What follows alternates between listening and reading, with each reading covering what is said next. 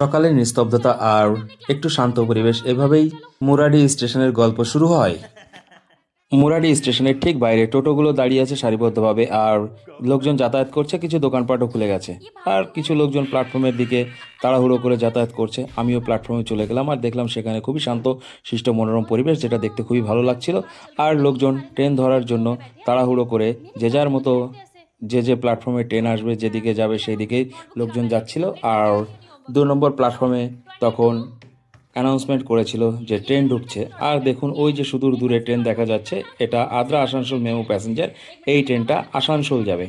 এভাবেই প্রতিদিন এই স্টেশন থেকে হাজার হাজার লোকজন যাতায়াত করে, আর হাজার হাজার গল্প লেখা হয় এভাবেই।